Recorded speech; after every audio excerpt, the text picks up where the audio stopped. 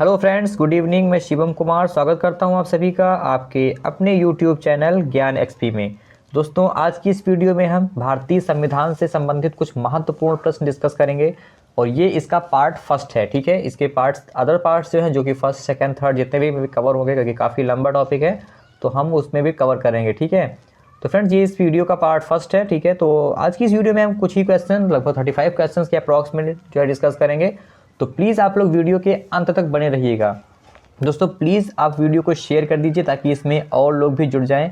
तो फ्रेंड्स हम शुरू करते हैं वीडियो को और देखते हैं आज का पहला क्वेश्चन। अगर आपको वीडियो पसंद आए तो लाइक कीजिएगा। दोस्तों प्लीज़ वीडियो को शेयर कर दीजिए ताकि इसमें और लोग भी जुड़ जाएँ। तो दोस्तों आप वीडियो शेयर कीजिए और शुरू करते हैं और देखते हैं आज का पहला क्वेश्चन।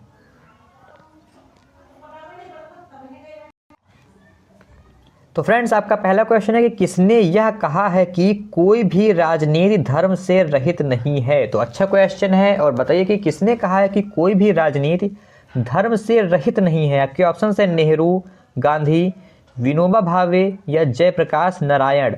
तो बताइए फ्रेंड्स कि किसने जो है कहा है कि कोई भी राजनीति धर्म से रहित नहीं है। तो दोस्तों बताइए कि आपके इस क्वेश्चन का राइट आंसर क्या होगा। तो फ्रेंड्स अगर आपने चुना है ऑप्शन नंबर बी यानी कि गांधी, तो बिल्कुल राइट आंसर है आपका। महात्मा गांधी ने यह कहा है कि कोई भी राजनीति धर्म से रहित नहीं है। इंपॉर्टेंट क्वेश्चन, ठीक है, इसमें आपका ऑप्शन नंबर बी बिल्कुल सही उत्तर हो जाएगा। ठीक है फ्रेंड्स, चलिए अगला प्रश्न देखते हैं। तो फ्रेंड्स आपका अगला प्रश्न है कि संघ लोक सेवा आयोग को रिपोर्ट किसको प्रस्तुत करनी होती है। तो फ्रेंड्स संघ लोक सेवा आयोग यानी कि यूपीएससी, ठीक है, इसको जो है रिपोर्ट किसके समक्ष प्रस्तुत करनी होती है। तो क्या ऑप्शन है राष्ट्रपति, संसद, लोकसभा या राज्यसभा। तो अच्छा क्वेश्चन है और बताइए कि आपके इस क्वेश्चन का राइट आंसर क्या होगा।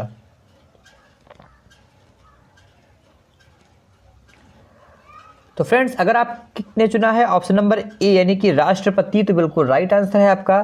जो है संघ लोक सेवा आयोग को अपनी रिपोर्ट राष्ट्रपति के समक्ष प्रस्तुत करनी होती है। ठीक है, और ये जो है बाद में राष्ट्रपति जी उसे संसद में रखवाते हैं। ठीक है, राष्ट्रपति उसको संसद में रखवा देते हैं। इसमें आपका ऑप्शन नंबर ए बिल्कुल सही होगा, राष्ट्रपति। क्लियर फ्रेंड्स, चलिए अगला प्रश्न। तो साथियों आपका अगला प्रश्न है कि निम्नलिखित में भारत में किसका संशोधन विशेष बहुमत के द्वारा ही किया जाता है। तो आपके ऑप्शन है नए राज्य का गठन, संसद के सदस्यों के वेतन तथा भत्ते, राष्ट्रपति के भत्ते या अनुच्छेद 368 के द्वारा संविधान का संशोधन। तो किसका संशोधन विशेष जो है बहुमत के द्वारा करते हैं। बताइए कि आपके क्वेश्चन नंबर 3 का राइट आंसर क्या होगा।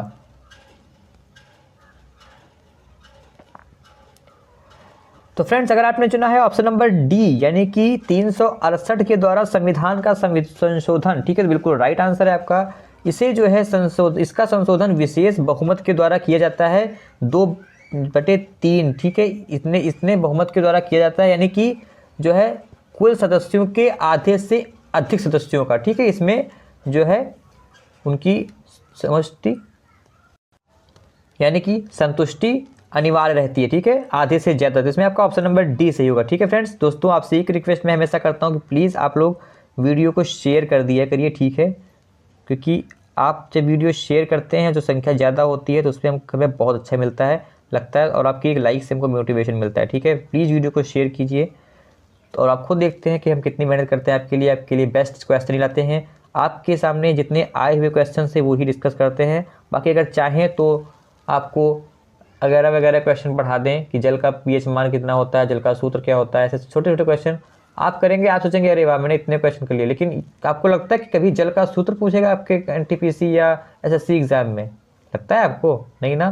तो वैसे ही क्वेश्चन वो पढ़ो जो आपके एग्जाम में आए, है ना। चलिए दोस्तों, तो प्लीज़ आप लोग वीडियो को शेयर कीजिए, सपोर्ट कीजिए। तो बताइए फ्रेंड्स कि आपके इस क्वेश्चन का राइट आंसर क्या होगा कि अल्पसंख्यकों के लिए राष्ट्रीय आयोग किस वर्ष में बनाया गया था। आपके ऑप्शन है 1980, 1989, 1990 या 1992। तो बताइए फ्रेंड्स कि अल्पसंख्यकों के लिए राष्ट्रीय आयोग किस वर्ष बनाया गया था। तो फ्रेंड्स अगर आपने चुना है ऑप्शन नंबर डी यानी कि 1992, तो बिल्कुल राइट आंसर है आपका। अल्पसंख्यकों के लिए सन 1992 में जो है राष्ट्रीय आयोग का निर्माण किया गया था। इसमें आपका ऑप्शन नंबर डी बिल्कुल राइट आंसर होगा। और इस आयोग में 1 सदस्य तथा 6 अन्य सदस्य की नियुक्ति का प्रावधान है, ये इंपॉर्टेंट है। ठीक है, चलिए अगला प्रश्न देखते हैं। तो साथियों, आपका अगला प्रश्न है कि भारतीय संविधान के किस अनुच्छेद में अनुसूचित जातियों और अनुसूचित जनजातियों के लिए आरक्षण का प्रावधान है? तो बताइए कि किस अनुच्छेद में अनुसूचित जातियों और जनजातियों के लिए आरक्षण का प्रावधान है। आपके ऑप्शन हैं सॉरी, अनुच्छेद 375, अनुच्छेद 315, अनुच्छेद 335 या अनुच्छेद 365। तो बताइए फ्रेंड्स कि आपके इस क्वेश्चन का राइट आंसर क्या होगा। तो फ्रेंड्स, अगर आपने चुना है ऑप्शन नंबर सी यानी कि अनुच्छेद 335, तो बिल्कुल राइट आंसर है आपका। अनुच्छेद 335 में जो है भारतीय संविधान में अनुसूचित जातियों और जनजातियों के लिए आरक्षण का प्रावधान है। किसमें? अनुच्छेद 335 में। चलिए हम और भी डिस्कस कर लेते हैं जो कि ऑप्शंस में, क्योंकि अगर ऑप्शंस दिए गए हैं तो माने कि ये इंपॉर्टेंट है। ठीक है, चलिए अगर हम बात करें ऑप्शन नंबर बी यानी कि अनुच्छेद 315 की, ठीक है, तो अनुच्छेद 315 में जो है संघ लोक सेवा आयोग, ठीक है, माफ कीजिए, संघ और राज्यों, ठीक है, इसकी लोक सेवा आयोग जो होते हैं, वही बात है, संघ एवं लोक सेवा आयोग, तो इसके लिए प्रावधान है। ठीक है, अनुच्छेद 315 में। ठीक है, और अनुच्छेद 365 में जो है, अनुच्छेद 365 में तो ये संघ द्वारा दिए गए निर्देशों का अनुपालन करने के लिए, ठीक है, ये 365 से संबंधित है कि संघ और राज्य द्वारा दिए गए निर्देशों का अनुपालन करवाने के लिए। ठीक है, और जो आपका अनुच्छेद 375 है, तो अनुच्छेद 375 में संविधान के उपलब्ध, ठीक है, यानी कि संविधान के जो उपबंध हैं, ठीक है, इसके अधीन रहते हुए न्यायालयों, जितने भी हाई कोर्ट्स हैं, ठीक है, अधिकारी हैं,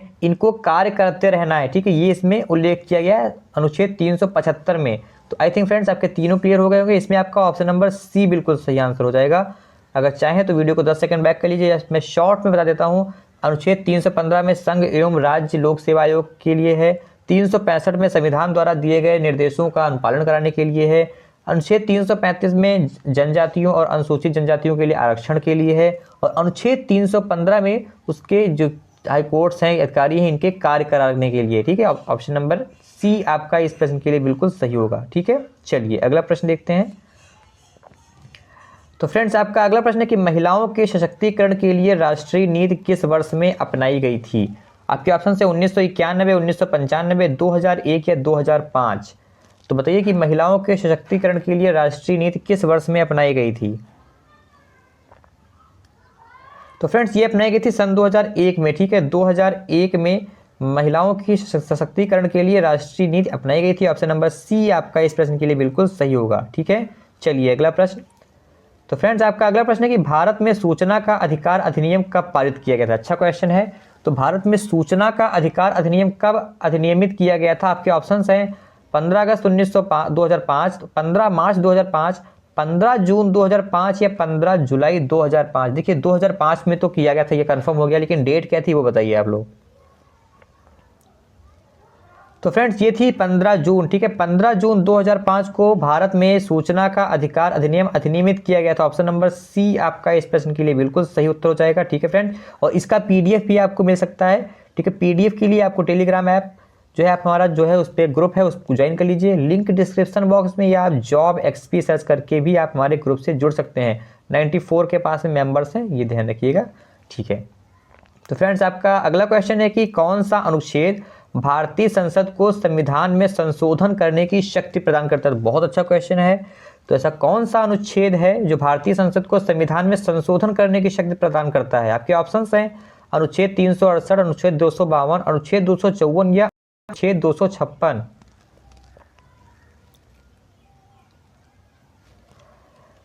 तो फ्रेंड्स, ये है अनुच्छेद 368। ठीक है, अनुच्छेद 368 संसद संविधान में संशोधन करने की शक्ति प्रदान करता है। ऑप्शन नंबर ए आपका सही हो जाएगा। ठीक है फ्रेंड्स, चलिए आपका अगला प्रश्न है कि भारतीय संविधान का कौन सा भाग केंद्र शासित प्रदेशों के बारे में बताता है?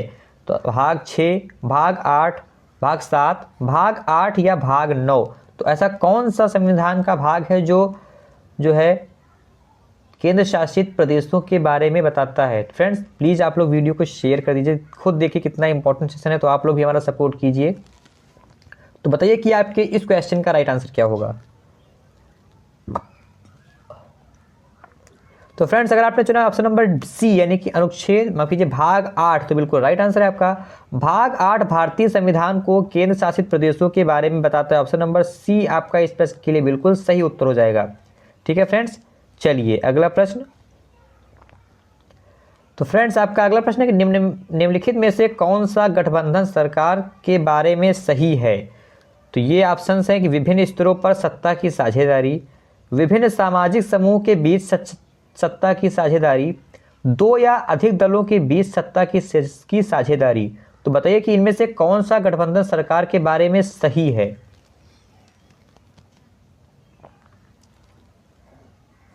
तो फ्रेंड्स अगर आपने चुना ऑप्शन नंबर सी यानी कि दो या अधिक दलों के बीच सत्ता की साझेदारी, तो बिल्कुल सही आंसर है। ये जो है गठबंधन सरकार के बारे में सही कथन है। ऑप्शन नंबर सी आपका इसके लिए राइट आंसर होगा। ठीक है फ्रेंड्स, चलिए देखते हैं अगला प्रश्न। तो ऐसे क्वेश्चन मैं बताता हूँ कि मुझे बहुत अच्छे लगते हैं। तो अब बताइए कि निम्नलिखित में से कौन सा कथन सही है। तो थोड़ा जूम कर देता हूँ, ऑप्शंस बाद में देखा दूंगा।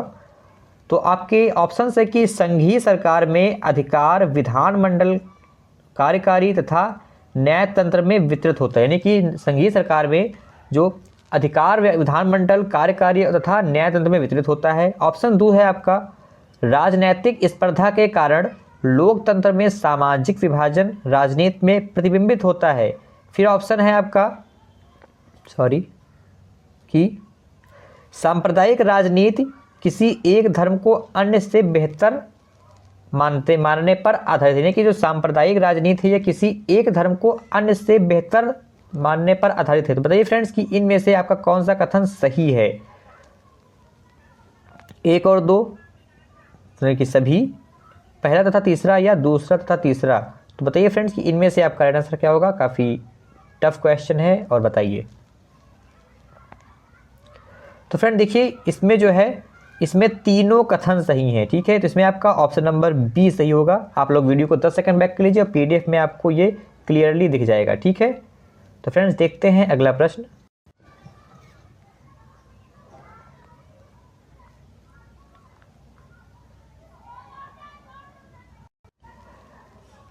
तो ये क्वेश्चन काफ़ी इजी है। प्रश्न कि निम्नलिखित में से कौन सा भारत सरकार का अंग नहीं है। तो फ्रेंड विधायिका, कार्यपालिका, न्यायपालिका या मीडिया, तो इनमें से कौन सा भारत सरकार का अंग नहीं है।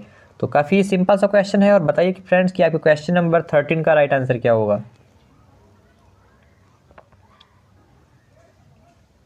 तो फ्रेंड्स अगर आपने चुना है ऑप्शन नंबर डी यानी कि मीडिया, तो बिल्कुल राइट आंसर है आपका। ये जो है भारत सरकार का अंग नहीं है। ये जो है लोकतंत्र के 4 स्तंभों में से एक है। ठीक है, लोकतंत्र के 4 स्तंभों में से एक है मीडिया, और ये जो है भारत सरकार का अंग नहीं है। इसमें आपका ऑप्शन नंबर डी बिल्कुल सही आंसर हो जाएगा। ठीक है, चलिए अगला प्रश्न। तो फ्रेंड्स आपका अगला प्रश्न है कि रूसी क्रांति का प्रारंभ किस शहर से हुआ। आपके ऑप्शन हैं सेंट पीटर्सबर्ग, मॉस्को, कजान या ओडेशा। तो फ्रेंड्स अगर आपने चुना है ऑप्शन नंबर ए यानी कि सेंट पीटर्सबर्ग, तो बिल्कुल राइट आंसर है आपका। यहां से जो है रूसी क्रांति का आरंभ हुआ था। और कब हुआ था, तो ये हुआ था सन 1917 में, 1970 में सेंट पीटर्सबर्ग से रूसी क्रांति का प्रारंभ हुआ था। सन इंपॉर्टेंट है, आपको पीडीएफ में मिल जाएगा। ठीक है फ्रेंड्स, चलिए देखते हैं अगला प्रश्न। तो फ्रेंड्स आपका अगला भी इंपॉर्टेंट क्वेश्चन है कि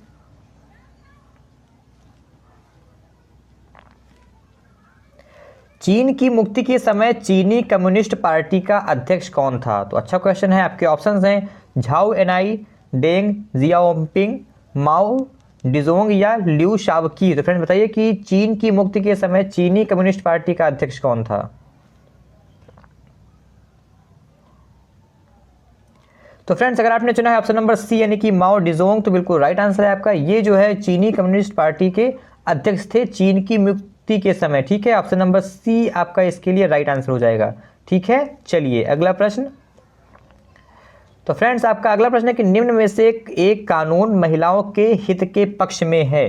तो कौन सा इनमें से कानून महिलाओं के हित में है। तो आपके ऑप्शंस हैं समान पारिश्रमिक अधिनियम, नागरिक अधिकारों के संरक्षण का अधिनियम, शरीर व्यापार या निवारण अधिनियम, या इनमें से कोई नहीं। तो बताइए फ्रेंड्स कि आपके क्वेश्चन नंबर 16 का राइट आंसर क्या होगा। तो फ्रेंड्स अगर आपने चुना है ऑप्शन नंबर सी यानी कि शरीर व्यापार अधिनियम, तो बिल्कुल राइट आंसर है आपका। इसको जो है वर्ष 1956 में पारित किया गया था और ये जो है कानून महिलाओं के हित में है, तो इसमें आपका ऑप्शन नंबर सी बिल्कुल सही आंसर हो जाएगा। क्लियर फ्रेंड्स, चलिए अगला प्रश्न। तो फ्रेंड्स आपका कि त्रिभाषा सूत्र की सिफारिश किस समिति ने की थी। अच्छा क्वेश्चन है कि त्रिभाषा सूत्र की सिफारिश किस समिति ने की थी। आपके ऑप्शंस हैं राज्य समिति, राजा मन्नार समिति, दत्त समिति या कोठारी समिति। तो बताइए फ्रेंड्स कि आपके इस क्वेश्चन का राइट आंसर क्या होगा।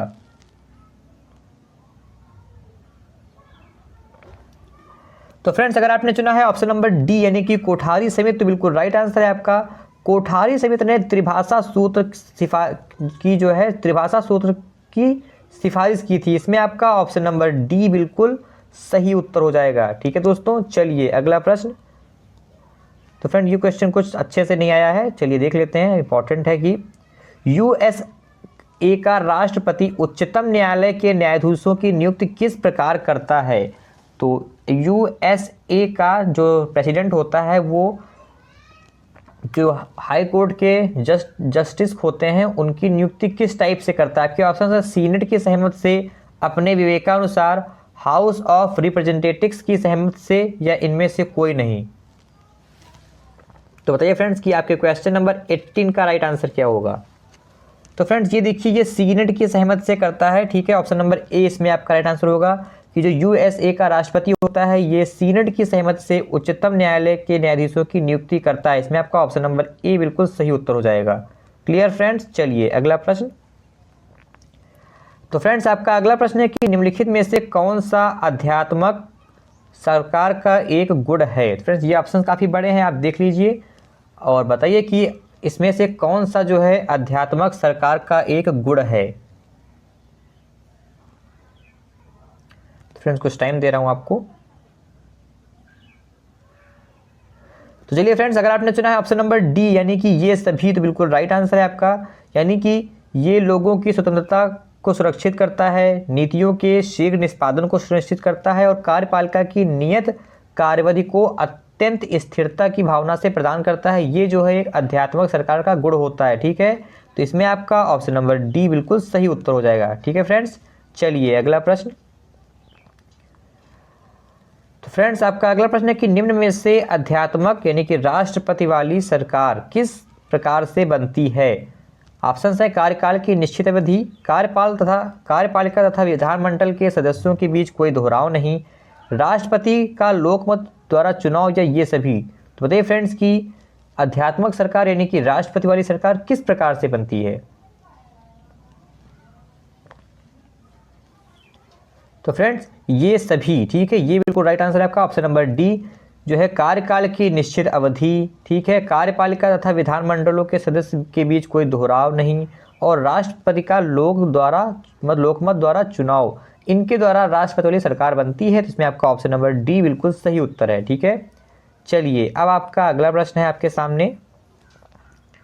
तो प्रश्न है कि किस तंत्र में कुछ लोग अधिक लोगों पर शासन करते हैं। अच्छा क्वेश्चन है। तो किस तंत्र में कुछ लोग अधिक लोगों पर शासन करते हैं। आपके ऑप्शंस हैं धनिक तंत्र, अल्पतंत्र, एक तंत्र या राजतंत्र।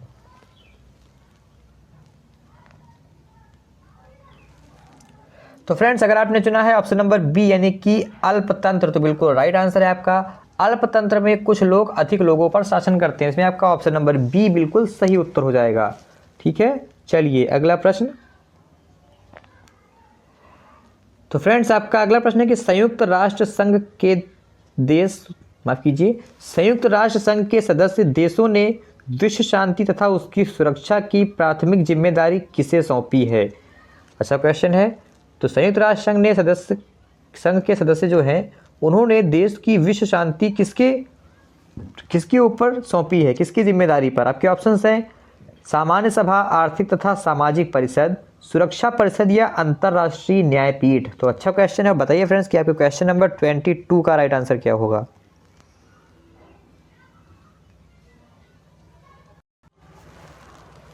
तो फ्रेंड्स अगर आपने चुना है ऑप्शन नंबर सी यानी कि सुरक्षा परिषद, तो बिल्कुल राइट आंसर है आपका। यानी कि संयुक्त राष्ट्र के जो संघ के सदस्य हैं उन्होंने सुरक्षा परिषद पर विश्व शांति की सुरक्षा की जिम्मेदारी सौंपी है, इसमें आपका ऑप्शन नंबर सी बिल्कुल सही उत्तर होगा। क्लियर फ्रेंड्स, चलिए अगला प्रश्न देखते हैं। तो फ्रेंड्स आपका अगला प्रश्न है कि संयुक्त राष्ट्र सुरक्षा परिषद के अस्थायी सदस्य की कार्य अवधि कितनी होती है। तो ये अच्छा क्वेश्चन है और ऐसे क्वेश्चन भी पूछते हैं कि संयुक्त राष्ट्र सुरक्षा परिषद के अस्थायी सदस्यों की कार्य अवधि कितनी होती है। तो आपके ऑप्शन हैं 1 वर्ष, 2 वर्ष, 3 वर्ष या 6 माह। तो बताइए फ्रेंड्स कि आपके इस क्वेश्चन का राइट आंसर क्या होगा। तो देखिए फ्रेंड्स, जो संयुक्त राष्ट्र के सुरक्षा परिषद होता है, इनके जो अस्थायी सदस्य होते हैं, इनकी कार्यावधि होती है 2 वर्ष। ठीक है, तो इसमें आपका ऑप्शन नंबर बी सही होगा, 2 वर्ष। फ्रेंड्स पीडीएफ के लिए जरूर आप जॉब एक्सपी सर्च करें टेलीग्राम ऐप पे, या लिंक डिस्क्रिप्शन बॉक्स में, उससे भी आप ऐड हो जाइए। सारे पीडीएफ आपको वहीं पे प्रोवाइड किए गए हैं, ठीक है, हर क्लास के। तो फ्रेंड्स ये एक इंपॉर्टेंट क्वेश्चन है कि यूएन, ठीक है, यूएन सुरक्षा परिषद के 5 स्थायी सदस्य हैं। तो कौन कौन से देश उसके 5 स्थायी सदस्य हैं। तो आपके ऑप्शंस हैं चीन, जर्मनी, रूस, यूके और यूएसए। चीन, जर्मनी, रूस, यूके और कनाडा। चीन, फ्रांस, रूस, यूके और यूएसए, या चीन, कनाडा, फ्रांस, रूस और जर्मनी, यूएसए और जर्मनी। तो अच्छा क्वेश्चन है। तो यूएन यानी कि यूनाइटेड नेशनल सुरक्षा परिषद के 5 स्थायी सदस्य कौन से हैं। बहुत अच्छा क्वेश्चन है, आप देखिए कितनी बार पूछा गया है।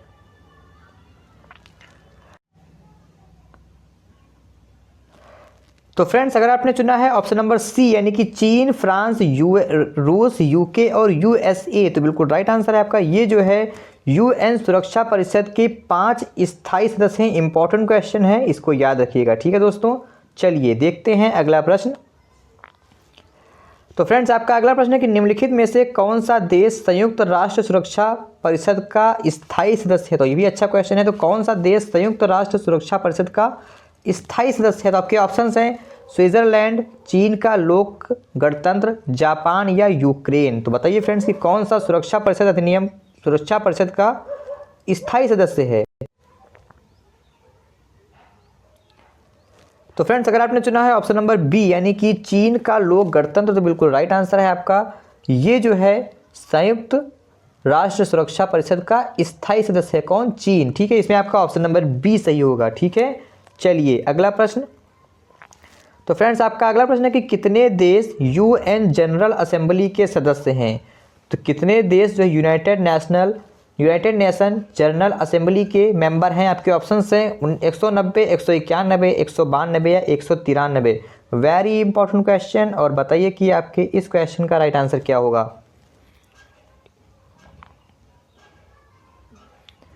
तो फ्रेंड्स आपके इस क्वेश्चन का राइट आंसर हो जाएगा ऑप्शन नंबर डी, ठीक है, 193। यूएन जनरल असेंबली के कुल 193 देश सदस्य हैं। ऑप्शन नंबर डी आपका इस प्रश्न के लिए बिल्कुल सही उत्तर है। Clear friends. चलिए अगला प्रश्न। तो फ्रेंड्स आपका अगला प्रश्न है कि निम्नलिखित में से कौन सा संयुक्त राष्ट्र का अंग नहीं है।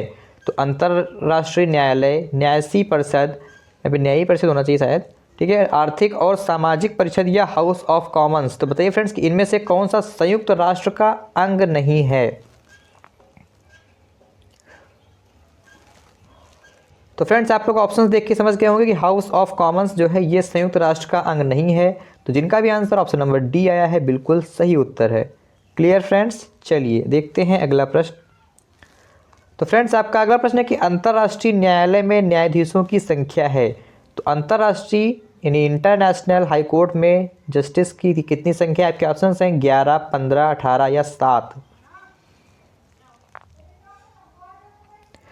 तो फ्रेंड्स अगर आपने चुना है ऑप्शन नंबर बी यानी कि 15, तो बिल्कुल राइट आंसर है आपका। जो है अंतर्राष्ट्रीय न्यायालय में जो न्यायाधीशों की संख्या है ये 15 है, ठीक है। ऑप्शन नंबर बी आपका इस प्रश्न के लिए बिल्कुल सही उत्तर हो जाएगा। और कभी पूछ ले कि कितने वर्षों के लिए चुने जाते हैं, तो ये जो है 9 वर्षों के लिए चुने जाते हैं, ठीक है। और इनकी कुल संख्या 15 होती है। कार्यकाल कितना होता है, ठीक है, कार्य कितना होता है इनका, तो ये होता है 9 साल का, ठीक है। ये आपको पीडीएफ में मिल जाएगा, ठीक है फ्रेंड्स। चलिए देखते हैं अगला प्रश्न। तो फ्रेंड्स ये अच्छा क्वेश्चन है कि पंचशील के सिद्धांतों का प्रस्तावक कौन था। तो फ्रेंड्स ये क्वेश्चन डिस्कस हुआ है, तो बताइए 2011 और 13 में कितनी बार पूछा गया है। तो पंचशील के सिद्धांतों का प्रस्तावक कौन था? आपके ऑप्शन है महात्मा गांधी, महात्मा बुद्ध, पंडित जवाहरलाल नेहरू या स्वामी दयानंद सरस्वती। तो बताइए फ्रेंड्स कि आपके इस क्वेश्चन का राइट आंसर क्या होगा। तो फ्रेंड्स अगर आपने चुना है ऑप्शन नंबर सी यानी कि पंडित जवाहरलाल नेहरू, तो बिल्कुल राइट आंसर है आपका। पंडित जवाहरलाल नेहरू पंचशील सिद्धांतों के प्रस्तावक थे। इसमें आपका ऑप्शन नंबर सी बिल्कुल सही उत्तर हो जाएगा। क्लियर फ्रेंड्स, चलिए देखते हैं अगला प्रश्न। तो फ्रेंड्स आपका अगला प्रश्न है कि चीन की राष्ट्रीय संसदीय निकाय को के नाम से जाना जाता है। तो फ्रेंड्स इसमें जो है चीन की संसद का नाम पूछा गया है और इंपॉर्टेंट है, एक वीडियो आपके लिए इसी पे लेके आएंगे, महत्वपूर्ण संसद, ठीक है। तो बताइए कि राज्य परिषद, people assembly, national people Congress या इनमें से कोई नहीं। तो फ्रेंड बताइए कि चीन की संसद का क्या नाम है।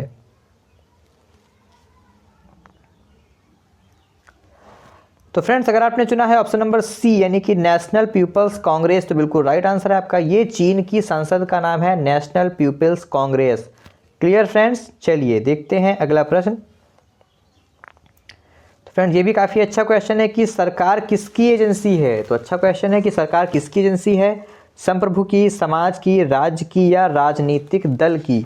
तो बताइए फ्रेंड्स कि आपके क्वेश्चन नंबर 32 का राइट आंसर क्या होगा।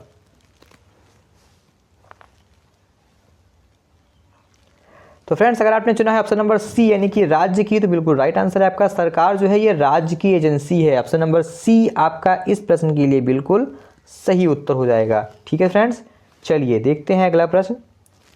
तो आपका अगला प्रश्न है कि राज्य के अधीन क्या है। तो राज्य के अधीन क्या है, आपके ऑप्शन हैं केवल बाह्य संप्रभुता, केवल आंतरिक संप्रभुता, आंतरिक व बाह्य दोनों संप्रभुता या ना बाह्य ना आंतरिक संप्रभुता। तो बताइए फ्रेंड्स कि राज्य के अधीन क्या है।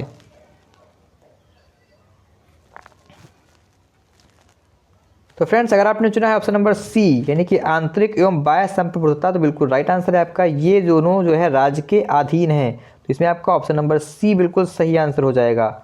ठीक है फ्रेंड्स, चलिए अगला प्रश्न। तो साथियों आपका अगला प्रश्न है कि कितने देश यूएन जनरल असेंबली के सदस्य हैं। तो ये क्वेश्चन शायद हमने अभी डिस्कस किया हुआ है और इस क्वेश्चन का राइट आंसर हमने आपको भी बताया कि ये जो है 193 है। ठीक है, 193, इसमें आपका ऑप्शन नंबर डी सही होगा। ठीक है, 193। ठीक है, चलिए अगला प्रश्न। तो दोस्तों आज की वीडियो में इतना ही, काफ़ी मेहनत लगी वीडियो बनाने में और अच्छा लगा आप लोगों के साथ में। ठीक है, तो आप लोग भी प्लीज़ वीडियो को शेयर कीजिए दोस्तों, प्लीज़ आप लोग वीडियो को शेयर कर दीजिए। और दोस्तों आप लोग वीडियो को लाइक करके जाइएगा। तब तक के लिए हम मिलते हैं नेक्स्ट वीडियो में। आप लोग भी रेस्ट कीजिए, खाना खाइए, ठीक है, पढ़ाई कीजिए। तो फ्रेंड मिलते हैं नेक्स्ट वीडियो में, तब तक के लिए अपना ख्याल रखिए। Take care, good night friends.